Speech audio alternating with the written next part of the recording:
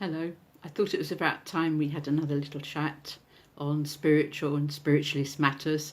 One of the things that was bothering me was that it's all about perception, isn't it?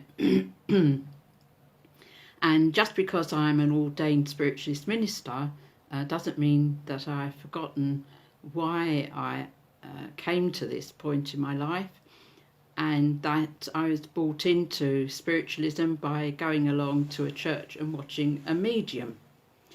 And mediums get a bad press at the best of times, even in this popular age when you have lots of people working out, especially on social media and also around the halls and churches demonstrating mediumship. But I thought that perhaps we ought to remember that this is a jolly religion. It's not a religion of doom and gloom. People used to say, and perhaps they still do, that all we talk about is death and the dead. But as we know, there is no dead, there is no death. They're only words, and they're only the physical transition from one stage of life to another. And we look forward to that too.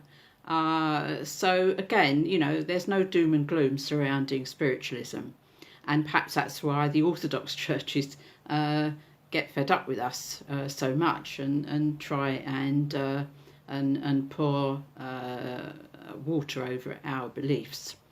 However, they also promise their followers and believers eternal life on whatever terms they wish, but we say there are no terms. You just inherit eternal life.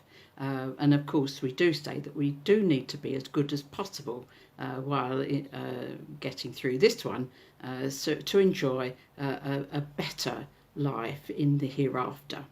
And of course we know that people who have gone on before us are able to communicate back with us from all the different levels of those heavenly dimensions.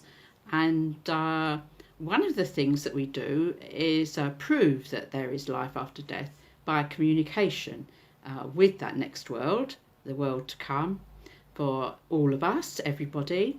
And this is done through what we call mediumship by sensitives, and also often called psychics, because of course you have to be psychic in order to develop further if you want to your clairvoyant, clairaudient and clairsentient abilities in order to effect that communication.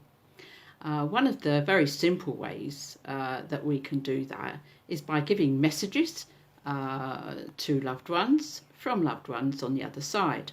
And of course, in ordinary circumstances, one has to identify that loved one, the communicator, to the satisfaction of the recipient. But there are other ways, of course, in which we can help people here with help from the world of spirit that we all serve, by means of various instruments and tools and so on.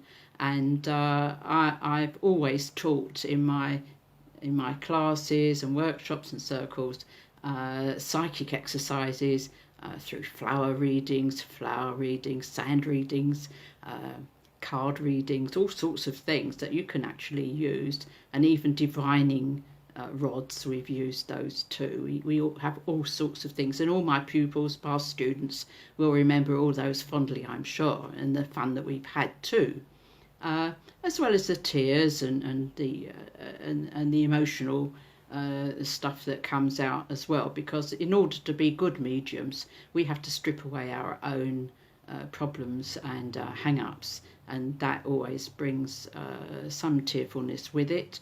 But of course after the storm comes the calm. Never mind the calm before the storm, there's a storm, and then it all becomes very calm, much calmer than before, and that's how I see it. So I thought I'd just demonstrate here, not giving messages to specific people who inquire of me on this video, but by just showing you that you can give messages by saying, for instance, linking in to your helpers and guides. We all have those on the other side. We just have to open our minds to accept their promptings. And of course, we have to say that everything we do is only for the good, in the light, and for truth. And that way we protect ourselves from any of the umnagatis, as Charles Dickens used to call them, the nasty spirits. We won't talk about them. We don't invite them in.